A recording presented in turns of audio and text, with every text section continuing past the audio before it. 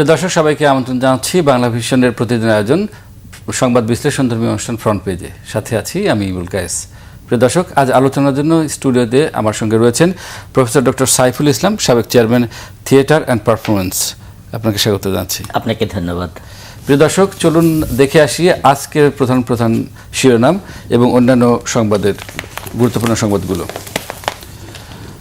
প্রথম আলো, 2 যুগ পর বিশাল জয় নিয়ে সরকারে যাচ্ছে বিএনপি, নতুন সরকার গঠন সোম বা মঙ্গলবার, জামায়াতেরও বড় উত্থান। আর একটি ফলাফল বিশ্লেষণ নিয়ে প্রতিবেদন। যুগান্তরের শিরোনাম, নতুন সরকার গঠনের প্রস্তুতি। আর একটি শিরোনাম, নবীন প্রবীণ সমন্বয় মন্ত্রিসভা করতে চায় বিএনপি। সমকালের শিরোনাম, জয় নিরঙ্কুশ, ভোট ব্যাংকে বড় পরিবর্তন, এমপিদের শপথের অপেক্ষা, দিনক্ষণ ঠিক হচ্ছে সরকার গঠন নিয়ে। কালের কণ্ঠে শিরোনাম, 59 আসনে ভোট 70%-এরও বেশি। আমার দেশের শিরোনাম, এমপিদের শপথ নিয়ে নানা আলোচনা। আরেকটি শিরোনাম, বিএনপি 209, জামায়াত ইসলামী 68, এনসিপি 6, স্বতন্ত্র 7, চূড়ান্ত ফল প্রকাশ। দৈনিক ইত্তেফাকের শিরোনাম, গেজেটের প্রস্তুতি নির্বাচন কমিশন চূড়ান্ত ফলে বিএনপি জোট 214, জামায়াত জোটের 77 আসন। বাংলাদেশ প্রতিদিনের শিরোনাম, রেকর্ড গড়ে দেশের নেতৃত্বে তারেক রহমান, যে ভালোবাসা দেখিয়েছেন তার জন্য কৃতজ্ঞ বিএনপি চেয়ারম্যান। কালবেলার শিরোনাম, তারেক রহমান 10 চ্যালেঞ্জ নিয়ে বসছেন প্রধানমন্ত্রীর চেয়ারে। আরেকটি শিরোনাম, তারেক রহমান দক্ষিণ এশিয়া বিশ্বে কতটা প্রভাব রাখবেন, টাইমের প্রতিবেদন। বিএনপির ভূমিধস বিজয়ের নেপথ্যে কী কী কারণ, সেগুলো এই প্রতিবেদন বলা হয়েছে। দেশ রূপান্তরের শিরোনাম, রাজস্বিক প্রত্যাবর্তন, জাতীয় সংসদ নির্বাচন 297 আসনের ফল, বিএনপি 209, শরিক 3, মোট 212। বণিক বার্তার শিরোনাম, বৈশ্বিক প্রভাবশালী সব দেশই তারেক রহমানকে অভিনন্দন জানিয়েছে। আরেকটি শিরোনাম, নতুন ভাবমূর্তি তৈরি করল সশস্ত্র বাহিনী, গণতান্ত্রিক উত্তরণের শান্তিপূর্ণ নির্বাচন। মানবজমিনের শিরোনাম, নতুন অধ্যায়ে বাংলাদেশ। আরেকটি শিরোনাম, মন্ত্রিসভার আকার হবে ছোট। ডেইলি স্টার শিরোনাম, Tarique pulls off a stunning sweep, poised to be the Prime Minister after years of struggle, exile, trauma. New Age শিরোনাম, BNP prepares to form government, experts for MP's oath by Chief Election Commissioner as government waves options. সবশেষ daily observer শিরোনাম, BNP wins landslide victory, Jamaat's remarkable gains, Modi, Kharge, Mamata congratulate Tarique. Doctor Saiful Islam, আমরা মোটামুটি দেখলাম সবগুলো কাগজেই, এবং সবগুলো কাগজেই এই শিরোনাম করা হয়েছে যে বিএনপি যে ল্যান্ডস্লাইড ভিক্টরি, ভূমিধস বিজয় অর্জন করেছে এবং Tarique Rahman next prime minister হতে যাচ্ছেন, এই বিষয়টি নিয়ে করা হয়েছে। তো আপনার কাছে প্রথমে একটু জানতে চাই, ছোট করে অনেক আলোচনা হয়েছে বিষয়টি নিয়ে, যে বিএনপি জোটের যে ভূমিধস বিজয়, 2/3 আসনে তারা সংখ্যাগরিষ্ঠতা অর্জন করেছেন, এবং পাশাপাশি জামায়াত এনসিপি জোটেরও মোটামুটি একটা বড় ধরনের উত্থান লক্ষ্য করলাম। এই ফলাফল যদি একটু সংক্ষেপে একটু বিশ্লেষণ করেন। আপনাকে আবারও ধন্যবাদ, এবং আপনার মাধ্যমে বাংলা ভিশনের দর্শক শ্রোতাকে সকালের শুভেচ্ছা। আজকের যে বিষয়গুলো এসছে প্রাসঙ্গিকভাবেই নির্বাচন কেন্দ্রিক, এবং এই নির্বাচনে যে ধরনের শঙ্কা, আশঙ্কা, উদ্বিগ্নতা দীর্ঘ সময় ধরে মানুষের মধ্যে ছিল, তার বাইরে এসে একটা সুষ্ঠু, নিরপেক্ষ, অবাধ, শান্তিপূর্ণ নির্বাচন বাংলাদেশের মানুষ প্রত্যক্ষ করলো এবং দেখলো এবং উপভোগ করলো, এবং ভোটাররা তাদের ভোটাধিকার প্রয়োগ করলো। এই নির্বাচনের যে ফলাফল, আমি মনে করি এই ফলাফলে বাংলাদেশের মানুষ বিজয়ী হয়েছে। বাংলাদেশের সব মানুষের কথা আমি বলতে চাই। এখানে যেমন করে আপনি বললেন যে বিএনপি জোট 212টি আসন, ভূমিধস 212টি, 13টি, 14টি এরকম, জি জি, এখন পর্যন্ত যেহেতু বিদ্রোহী প্রার্থীরা ছিল তারা আসবে, এবং জামাত যে সমর্থক গোষ্ঠী জোট, তারা 77টি আসন পেয়েছে। এই যে পাওয়া, এবং অন্যান্য যারা 7 জন প্রায় স্বতন্ত্র প্রার্থী বা একজন একজন করে ভিন্ন ভিন্ন প্রার্থী জয়লাভ করেছে। এইটার মধ্যে দিয়ে এই যে দীর্ঘ 2 যুগ পরে একটা শিরোনাম আপনি পড়লেন, যে একটা নির্বাচন মানুষ দিতে পারলো নির্ভয়ে ভোট সেন্টারে যেয়ে উৎসব মুখর পরিবেশে, এবং তার ফলাফলে এইটা হলো যে এই বাংলাদেশের স্বাধীনতা, সার্বভৌমত্ব, সংবিধান ইত্যাদির উপরে একটা পূর্ণ আস্থা প্রতিষ্ঠা। এবং আমি বলবো যে বিজয় বাংলাদেশ জামায়াতে ইসলামেরও হয়েছে। জি, কেননা আপনি দেখেন স্বাধীনতার পরে যতগুলো নির্বাচন হয়েছে, জামায়াতে ইসলাম এককভাবে প্রার্থী দিয়ে কোন সংখ্যায় তারা পেয়েছিল, কখনো 2টা, কখনো 18টা জোটের সঙ্গে থেকে ইত্যাদি। সেই তুলনায় এবার এই গণঅভ্যুত্থান পরবর্তী সময়ে তারা যে পরিবেশ পেয়েছিল এবং করেছে, সাংগঠনিকভাবে শক্তি সামর্থ্যের মধ্যে দিয়ে একটা তাদের জন্য অনেক বড় বিজয় অর্জিত হয়েছে বলে আমি মনে করি। অতএব এই নির্বাচন যে একটা চমৎকার নির্বাচন, যেটা প্রধান উপদেষ্টা বারবার বলেছিল, আমাদের অনেকের মনের মধ্যে সংশয় ছিল যে সত্যিই কি একটা ঐতিহাসিক নির্বাচন হবে। এখন আসলে এই নির্বাচনের জন্য প্রধান উপদেষ্টা মহোদয়কে ক্রেডিট দেওয়া যেতে পারে, এবং পাশাপাশি সেনাবাহিনীকেও তিনি যে পরিবেশ সৃষ্টি করেছেন। এইখানে নির্বাচনে তো শুধু একজন ব্যক্তি ক্রেডিট নেবার ব্যাপার নেই, আইন শৃঙ্খলা বাহিনী, তার মধ্যে সেনাবাহিনী পড়ে, পুলিশ পড়ে, এবং সবচেয়ে বড় হলো রাজনৈতিক দলগুলোর চমৎকার সহিষ্ণুতা এবং জনগণের মধ্যে স্বতঃস্ফূর্ততা। তারা কেন্দ্রে কেন্দ্রে উপস্থিত হয়েছেন। হিংসা, বিদ্বেষ, ঘৃণা, পরশ্রীকাতরতা এগুলো ছিল না তাদের মধ্যে। এরকম একটা নির্বাচন ঐতিহাসিক সত্যিকার অর্থেই, এবং ভালো নির্বাচন, প্রশংসনীয়। আমি যেটি বলতে চাচ্ছেন যে বণিক বার্তা একটা শিরোনাম করছে, নতুন ভাবমূর্তি তৈরি করলো সশস্ত্র বাহিনী। অর্থাৎ আমরা দেখেছি যে মুহূর্তে এই ইন্টারিম গভর্নমেন্টটা ক্ষমতা নিয়েছে বা দেশ পরিচালনা করছে, তখন থেকে দেখলাম যে এক ধরনের মব সংস্কৃতি বা একদল মানুষকে কোথাও আক্রমণ করছে। সেই সময় আমরা পুলিশের যে ভূমিকা, বা পুলিশও মানসিকভাবে কিছুটা ভেঙে পড়ছিল। নির্বাচনে এই কারণে অনেক সংশয় ছিল, সন্দেহ ছিল। কিন্তু এই নির্বাচনের সময় আমরা দেখলাম যে সেনাবাহিনীর যে ধরনের ভূমিকা পালন করা দরকার, তারা ঠিক সেই ধরনের ভূমিকাই পালন করছে, যেটি বণিক বার্তার শিরোনাম বলছে। তো এর সেনাবাহিনীর তো আসলে আগে থেকে ম্যাজিস্ট্রেসি পাওয়ার ছিল, তো সেই ক্ষমতা যদি তারা খাটাতেন তাহলে তো এই মব বা এইগুলা দেখতে হতো না। এটা আসলে বাংলাদেশ সেনাবাহিনী, তার পাশে একটি শব্দ আমরা সবসময় ব্যবহার করে থাকি, দেশপ্রেমিক বাংলাদেশ সেনাবাহিনী। বাংলাদেশ সেনাবাহিনী নতুন করে ভূমিকা রাখলেন তা নয়। বাংলাদেশ সেনাবাহিনী স্বাধীনতার মুক্তিযুদ্ধের সময় থেকেই অবিসংবেদিতভাবে জাতির ক্রান্তিকালগুলোতে, সংকট সময়, সিরিয়াস ক্রাইসিস পিরিয়ডে অসাধারণ ভূমিকা পালন করেছেন। এবং আপনি দেখেন যে শহীদ প্রেসিডেন্ট জিয়াউর রহমান, তিনি একজন মেজর, তিনি স্বাধীনতার ঘোষণা দিলেন। তিনি বহুদলীয় গণতন্ত্রের প্রবক্তা হয়ে উঠলেন। 7 নভেম্বরের মতো ঘটনা ঘটল বাংলাদেশ সেনাবাহিনীর মধ্য থেকে। এবং এই সময়ে এসে যে ট্রানজিশনাল পিরিয়ডটা কিভাবে শেখ হাসিনা এক্সিট নেবে, এটা যখন মানুষের কাছে একটা সিরিয়াস ব্যাপার হয়ে দাঁড়াচ্ছিল যে তিনি কি মৃত্যুবরণ করতে যাচ্ছেন, শেখ হাসিনার পুরো পরিবার সহ সবাইকে কি হত্যা করা হবে, কিংবা দেশ কোন জায়গায় যাবে, সেনাবাহিনী কি ক্ষমতা নিয়ে নেবে, দেশে এই যে অস্থিতিশীল পরিবেশ, এটার কিভাবে সমাধান হবে। সেনাবাহিনী সেদিনও 5 আগস্ট সত্যিকার অর্থেই সিরিয়াসলি খুব ভালো ভূমিকা পালন করেছেন। তাদের তো লিমিটেশনস আছে, তাদের তো আসলে এই 1.5 বছর ধরে ফিল্ডে কাজ করার কথা না। ফিল্ডে কাজ করলে সেনাবাহিনী যে এক্সারসাইজ করতে হয়, স্বাধীনতা সার্বভৌমত্ব রক্ষার্থে শত্রুপক্ষকে সবসময় নজরদারিতে রেখে নিজেদেরকে প্রস্তুত রাখতে হয়, সেনাবাহিনীর কাজ তো আসলে মাঠে ঘাটে এইগুলো পেটানো ইত্যাদি নয়।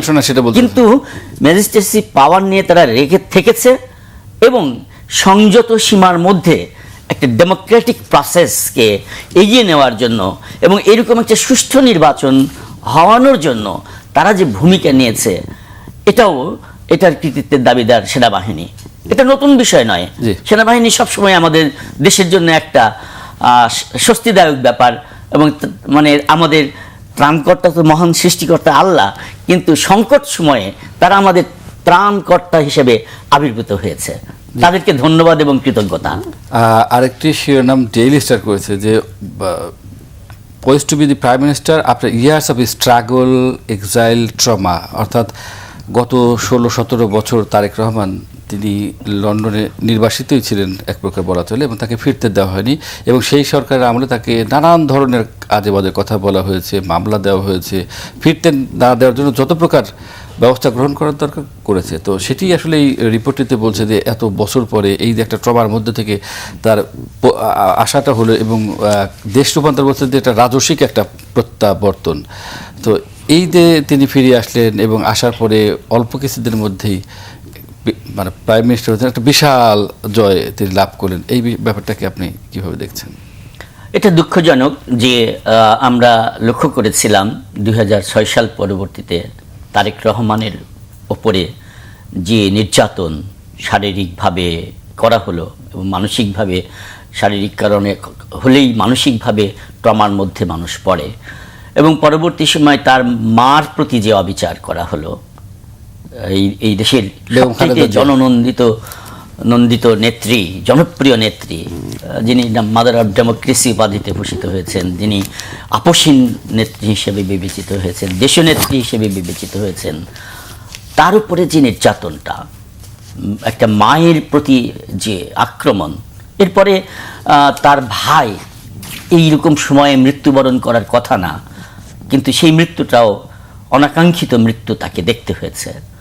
এবং তিনি যে লন্ডনে ছিলেন, যুক্তরাজ্যে ছিলেন, সেখানের যে পরিবেশ পরিস্থিতি, তারপরে তার সংস্কৃতি, political culture, socio economical culture, এইগুলো থেকে তিনি যে প্রতিনিয়ত শিখছিলেন, জীবন থেকে শেখার যে জায়গাটা, এবং প্রতিদিন এই এক্সাইল টাইমে প্রতিদিনই তিনি বলা যায় 16, 17, 18 ঘন্টা ব্যাপী কাজ করেছেন।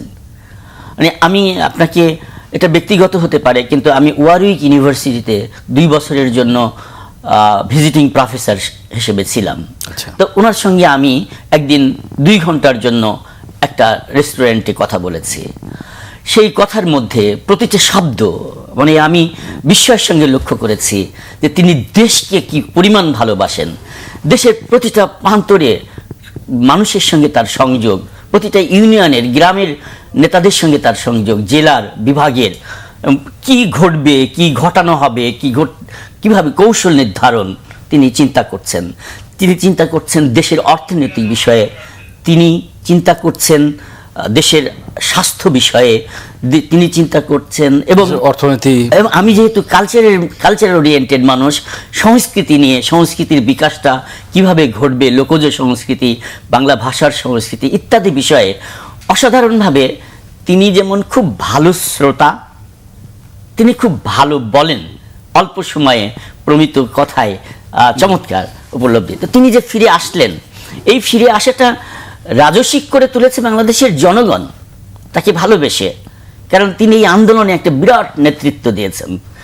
আন্দোলনটাকে একটা জায়গায় নিয়ে আসা, সকল গণতান্ত্রিক আন্দোলনকারী যে সকল সংগঠন ছিল, রাজনৈতিক দলগুলো ছিল, তাদেরকে একটা প্ল্যাটফর্মে নিয়ে আসা, এবং এই যে যারা জুলাই গণ অভ্যুত্থানের ছাত্র জনতাকে একটা সাবলিমিটি প্রদান করবার জায়গাটা, অর্থাৎ সমুন্নতির জায়গাটাকে নিয়ে আসার জন্য তিনি তার বড় দল, প্রত্যেক নেতাকর্মীকে প্রতিনিয়ত নির্দেশনা দিয়েছেন, কাজ করেছেন, এবং একটা বিজয় ছিনিয়ে নিয়ে এসেছেন।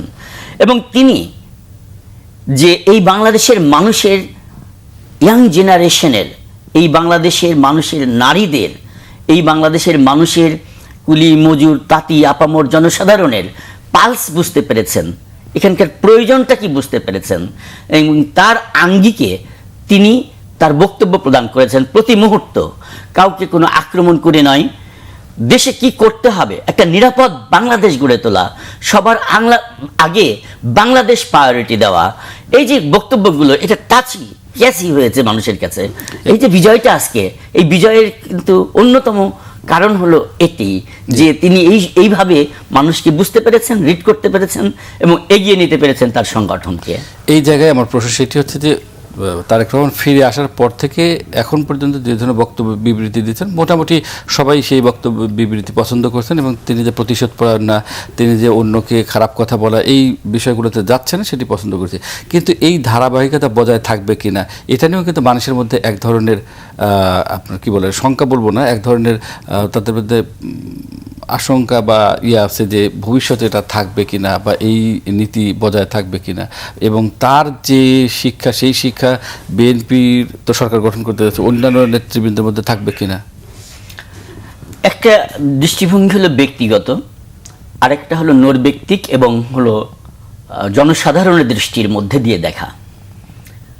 এখানে তারেক রহমান সম্পর্কে যে বিষয়টি আপনি বলছেন যে থাকবে কি থাকবে না, এই নৈর্ব্যক্তিক এবং জনগণের দৃষ্টিভঙ্গি বা ব্যক্তিগত এই তিন চোখেই যদি আমি বিশ্লেষণ করি, তাহলে উনি এটা বিশ্বাস করেন, আমার মনে হয়েছে যে একটা পলিটিক্যাল ডেভেলপমেন্ট দরকার। Development, what is the definition of development? Development means human বিইংয়ের পজিটিভ চেঞ্জ, বিহেভিয়ারাল দৈনন্দিন জীবনের তার ইতিবাচক পরিবর্তনটা হলো ডেভেলপমেন্ট। তো একটি দেশের, একটি রাষ্ট্রের, এটি দার্শনিকরাও বিভিন্ন সময় বিভিন্নভাবে বলেছেন যে ডেভেলপমেন্ট মিনস সর্বোচ্চ যে ডেভেলপমেন্ট সেটা হলো পলিটিক্যাল ডেভেলপমেন্ট। এবং এই পলিটিক্যাল ডেভেলপমেন্টের মধ্যে আসলে সব কিছু থাকে। পলিটিক্সটা সব কিছুকে এক ধরনের নিয়ন্ত্রণ বা কোঅর্ডিনেশন ইত্যাদি করে থাকে। তো তিনি এই পলিটিক্যাল কালচারের যে অবনতি ঘটেছিল বাংলাদেশে, এবং এখনো কিছুটা আছে, এখনো যে না, শেখ হাসিনার পিরিয়ডের সময় মন্ত্রীরা যে ভাষায় বিরোধী দলকে আক্রমণ করত, বেগম খালেদা জিয়া সম্পর্কে আক্রমণ করত, তারেক রহমান সম্পর্কে বলতো, প্রধানমন্ত্রী পর্যন্ত। মন্ত্রিসভা তো গঠিত হয়নি, গঠিত হোক তারপরে আমরা মন্ত্রিসভা তো গঠিত হবে, না গঠিত হবে, কিন্তু আমরা বলছি যে এরই মধ্যে যে পলিটিক্যাল কালচারের যে জায়গাটা তৈরি হয়েছে, আপনি দেখেন নির্বাচনকালে জামাতের আমির মহোদয় তিনিও খুব সাবলীল সুন্দর চমৎকার ভাষায় কথা বলেছেন কাউকে নির্বাচনের প্রচারণায়। তারেক রহমান সাহেবও মানে এরকম কোনো ভাষা বা কোনো নেতা এরকম কোনো বাজে ভাষার কোনো আমরা দেখিনি। এই যে ডেভেলপমেন্ট, এটাকে পলিটিক্যাল ডেভেলপমেন্ট, পলিটিক্যাল ডেভেলপমেন্টটা হলে হেলথ ডেভেলপমেন্ট হবে, ফিনান্সিয়াল ডেভেলপমেন্ট হবে, কালচারাল ডেভেলপমেন্ট হবে, সোশিও ইকোনমিক্স ডেভেলপমেন্ট হবে, মোরালিটির সবচেয়ে গুরুত্বপূর্ণ যেটা সেলফ কনফিডেন্স লেভেল, মোরালিটি যেটা আমাদের দেশে, দুর্নীতি দুঃশাসন এইগুলোর একেবারে এরাডিকেট হয়ে চমৎকার একটা দেশ তৈরি হবে, এবং তিনি সেটা বিশ্বাস করেন। অর্থাৎ পলিটিক্যাল ডেভেলপমেন্টটাকে তিনি অন করবেন বলে আমি মনে করি। এবং যেটা সিমটম আমরা দেখতে পেয়েছি যে নির্বাচনের পরপরই যে ধরনের আনন্দ মিছিল হয় বা বিশাল র্যালি ট্যালি যেগুলো হয় সেগুলো নিষেধ করে দেওয়ার কথা বলেছেন জুমা নামাজের পরে। আমরা আশা করব এইরকম সংস্কৃতি চলতে থাকবে। আপনার কাছে এখন একটু জানতে চাইবো যে নতুন সরকার গঠন নিয়ে। প্রথম আলো বলছে যে নতুন সরকার গঠন সোম মঙ্গলবার নাগাদ হবে, কিন্তু সরকারের রূপটি কেমন হবে সেটি নিয়ে আসলে মানুষের জানার জায়গা রয়েছে। সেটি নিয়ে যুগান্তর বলেছে, মানবজীবন বলেছে যে নতুন মানে পুরনো এবং নতুনদের সমন্বয় গঠিত হবে, আবার মন্ত্রিসভার আকার কিছুটা ছোট হবে মানবজীবন বলছে। আপনার আসলে কি মনে হয়? গতকালকে রাতে আসলে গেজেট প্রকাশিত হয়েছে সরকারিভাবে, এবং 297টি আসনের গেজেট প্রকাশিত হয়েছে। গেজেট প্রকাশিত হলে আর বেশি সময়ের ব্যাপার থাকে না। সংবিধানের 148 অনুচ্ছেদে এ বিষয়ে বলা আছে, এবং 56 অনুচ্ছেদেও বলা আছে যে 3 দিনের মধ্যে সরকার গঠন করতে হবে। তার আগে তো শপথ নিতে হবে। হ্যাঁ, শপথ নেবেন, শপথ নেবার সিস্টেম সেটাই, ওই 148 অনুচ্ছেদেই শপথের প্রক্রিয়া আছে। এবং যদি স্পিকার না থেকে থাকে, এই পরিস্থিতিতে নেই, একজন জেলখানায় একজন নিখোঁজ, তাহলে রাষ্ট্রপতি মনোনীত একজন কাউকে দিয়ে করাবেন। তিনি যদি না করতে পারেন তাহলে প্রধান নির্বাচন কমিশনার এটা করবেন, শপথটা পাঠ করবেন। রাষ্ট্রপতি প্রধান নেতাকে, দলের প্রধান নেতাকে প্রথমে আমন্ত্রণ জানাবেন সরকার গঠনের জন্য, এবং তিনি সংসদ নেতা হিসেবে বিবেচিত হবেন এবং প্রধানমন্ত্রী নিযুক্ত করবেন রাষ্ট্রপতি। তারপর তিনি সরকার গঠন করবেন এই শপথের মধ্যে দিয়ে। এখানে যে অনুমান করা হচ্ছে যে জায়গাটা, দেখুন তারেক রহমান সাহেব এ পর্যন্ত যে সকল আদর্শকে, মডেলকে ফলো করেছে, সেইখানেও যদি একটা নির্মোহ দৃষ্টিভঙ্গিতে বিচার বিশ্লেষণ করা হয়, তাহলে তিনি তার নেতা, শুধু বাবা নয়, তার নেতা শহীদ প্রেসিডেন্ট জিয়াউর রহমানকে অনুসরণ করেছেন। শহীদ প্রেসিডেন্ট জিয়াউর রহমান যেমন সৎ ছিলেন, দেশকে ভালোবেসেছেন, 19 দফা কর্মসূচি দিয়েছেন, তিনিও দেশকে ভালোবাসেন। তিনি 31 দফা দিয়েছেন, ইস্তেহার দিয়েছেন, তিনিও সততার মধ্যে দিয়ে রাষ্ট্র পরিচালনা করবেন। এবং শহীদ প্রেসিডেন্ট জিয়াউর রহমান মন্ত্রিপরিষদ গঠনে মেধা হান্টিং করেছিলেন।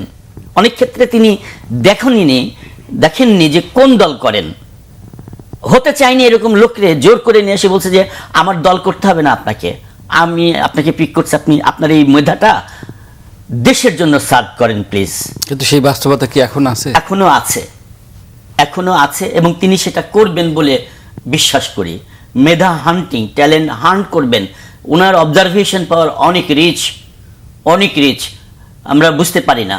ওই অবজারভেশনের মধ্যে থেকে তিনি এমন একটি মন্ত্রিপরিষদ গঠন করবেন যারা সততায় উত্তীর্ণ, নিষ্ঠায় উত্তীর্ণ, হার্ডওয়ার্কিং থাকবে, এবং অবশ্যই সেখানে নবীন প্রবীণের একটা মিশ্রণ থাকবে, প্রবীণদের অভিজ্ঞতা, নবীনদের এনার্জি ইত্যাদি।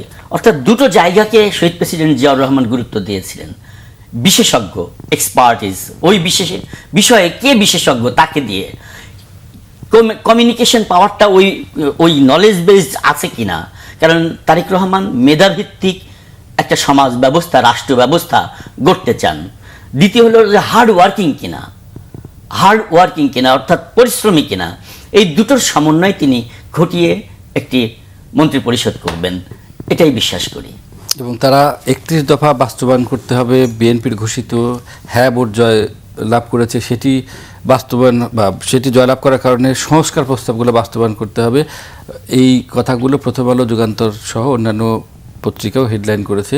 এবং কালবেলা বা সমকাল তারা যে হেডলাইন করেছে যে 5টি চ্যালেঞ্জ আছে বা 10টি চ্যালেঞ্জ আছে। অর্থাৎ আমি বলতে চাচ্ছি যে হ্যাঁ জয়যুক্ত হওয়ার কারণে সংস্কার যেমন বাস্তবায়ন করতে হবে, বিএনপি নিজের 31 দফা বাস্তবায়ন করতে হবে, যদিও সামঞ্জস্য আছে তার মধ্যে। আবার এদিকে অর্থনৈতিক সহ, সংস্কৃতি, পররাষ্ট্রনীতি সহ বিভিন্ন জায়গায় যে চ্যালেঞ্জগুলো রয়েছে সেগুলো নতুন সরকারকে মোকাবেলা করতে হবে। সেই জিনিসগুলো আসলে কিভাবে হতে পারে বা কী ধরনের উদ্যোগ নিতে পারে, কি মনে করেন? না, এটা তো প্ল্যান করেছেন উনি, যখন কর্মসূচি দিয়েছেন তখনই কিভাবে এটা ইমপ্লিমেন্ট করতে হবে তার সঙ্গে তিনি একটা পথরেখা তৈরি করেছেন, রোড ম্যাপ তৈরি করেছেন।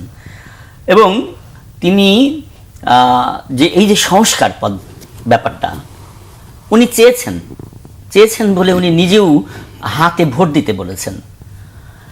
1/3 ভোটের মাধ্যমে তিনি এখন সরকার গঠন করবেন। তিনি এই দলটা যতটুকু দেখেছি ইতিহাসে যে কমিটমেন্ট করে থাকে নেশনের কাছে, 1/3 বলছি আমি, সরি, 2/3 সংসদে তারা ইচ্ছে করলে যে কোনো ধরনের ডিসিশন নিতে পারেন, কিন্তু তারা যে কমিটমেন্টগুলো করেন, পার্থক্যটা এটা। এবং এই জেনারেশন, এই বাংলাদেশের মানুষ, কারণ এই নির্বাচনে জয় বড় কথা নয়, এই বাংলাদেশ রাষ্ট্রে গণতন্ত্র প্রতিষ্ঠা করা, এর অর্থনৈতিক উন্নয়ন, সামাজিক উন্নয়ন ইত্যাদি ঘটানো, শান্তি শৃঙ্খলা প্রতিষ্ঠা করা, আইনের শাসন ফিরিয়ে নিয়ে আসা, এগুলোর বিরাট চ্যালেঞ্জ আছে। তো তার সেই ম্যাপটা আছে, কিন্তু এই দলটি কমিটমেন্টে বিশ্বাস করে, মানুষকে যেটা বলে সেটা তারা করে। এটা করতে হলে যে সমস্ত জায়গায় প্রতিবন্ধকতা আছে, ওনারা তো নোট অফ ডিসেন্ট দিয়েছিলেন। আপনার মালয়েশিয়ার উদাহরণ আমরা খেয়াল করতে পারি, জাপানে আমরা খেয়াল করতে পারি। জাপান 1945 সালে 6 আগস্ট এবং 9 আগস্ট অ্যাটম বোমাতে হিরোশিমা এবং নাগাসাকি শহর সহ জাপানকে ডিস্ট্রয় করে দেওয়া হলো, ধ্বংস করে দেওয়া হলো অর্থনীতি সমস্ত কিছু। কিন্তু তারা সৎ এবং পরিশ্রমী বলে 20 বছরের মধ্যে তারা ঘুরে দাঁড়িয়েছে। আজকে বিশ্বের প্রথম নম্বর 1 জি। বলা যায় যে অর্থনৈতিক এর মধ্যে আছে, পরাশক্তি এবং অর্থনৈতিক শক্তির মধ্যে আছে, ফিরে দাঁড়িয়েছে। আমরা 1947 সালে দেশ বিভাগ হয়েছে, 1971 সালে 47 সালে ব্রিটিশরা চলে যাওয়ার সময় 45 সালের জাপানের চেয়ে আমরা ভালো ছিলাম, কিন্তু আজও আমরা ওই জায়গাতেই রয়ে গেছি। কিন্তু তারা যদি পরিবর্তন করতে পারে। একদিকে একদম শেষ দিকে চলে এসেছে, জাস্ট আপনি যদি সংক্ষেপে বলেন 1 মিনিটের মধ্যে, যে বিএনপি 2/3 যে সংখ্যাগরিষ্ঠতা পেয়েছে, এইটার জোরে যদি হ্যাঁ যুক্ত হয়েছে, সেখানে সংস্কার অনেক ক্ষেত্রে তাদের নোট অফ ডিসেন্ট দেওয়া হয়েছে, সেগুলো যদি পাশ করতে না চায়, যেহেতু 2/3 সংবিধানও পরিবর্তন করা যায়, মানুষের মধ্যে এই আশঙ্কা কিন্তু আছে। বিএনপি জুলাইকে অন করে, এই জুলাই অভ্যুত্থান না হলে তো আজকের এই প্রেক্ষাপটটা তৈরি হতো না। 1,500 মানুষের রক্ত, তাজা প্রাণ, এবং তারা বিএনপি বলেছে যে আমরা গণতান্ত্রিক আন্দোলনের সকল ইয়েকে নিয়ে আমরা প্রয়োজনে জাতীয় সরকার গঠন করব দেশ গড়ার ভূমিকায়। অতএব এই যে সংস্কারের মধ্যে যে বিষয়গুলো আছে, যেটা রাষ্ট্রের জন্য অতীব প্রয়োজনীয়, সেইটা অবশ্যই বিএনপি করবে। আর যেটি অপ্রাসঙ্গিক, যেটাকে সংবিধানকে প্রশ্ন করে ফেলবে, এই টোটাল পদ্ধতিটাকে প্রবলেমের মধ্যে ফেলে দেবে, নেশনকে ইতিহাসের আজকে না হলে 50 বছর পরে বিচারের মুখোমুখি করে দাঁড়াবে, সেগুলো বিএনপি অ্যাভয়েড করবে, করা উচিত। কারণ যে প্রক্রিয়ার মধ্যে দিয়ে সংস্কারগুলো হয়েছে এবং শেষ পর্যন্ত যেভাবে প্রকাশ হয়েছে, এখানে অনেক প্রশ্ন করার মতো বিএনপির যৌক্তিক কারণ আছে। তবে শান্তি, শৃঙ্খলা, নিরাপদ বাংলাদেশ, এইগুলো গড়তে পারলে এই সংস্কারের মধ্যে আসলে মূলত এই বিষয়গুলোই আছে, তা নিশ্চিত করবে বিএনপি, এটা আমি বিশ্বাস করি। বাংলাদেশের জনগণ বিশ্বাস করে, বাংলাদেশের জনগণ বিশ্বাস করে বলেই এই বিএনপি জাতীয়তাবাদী দলকে ধানের শীষ মার্কায় ভোট দিয়ে এত বড় একটা বিজয়, ভূমিধস বিজয় এনে দিয়েছে। ধন্যবাদ ডক্টর সাইফুল ইসলাম, আপনাকেও ধন্যবাদ। চমৎকার আলোচনা। প্রিয় দর্শক, আমাদের অনুষ্ঠান ফ্রন্ট পেজ প্রতিদিন সকাল 9:20 প্রচার হয়। দেখার আমন্ত্রণ জানিয়ে আজ এখানেই শেষ করছি। সবাই ভালো থাকুন, সুস্থ থাকুন, আল্লাহ হাফেজ।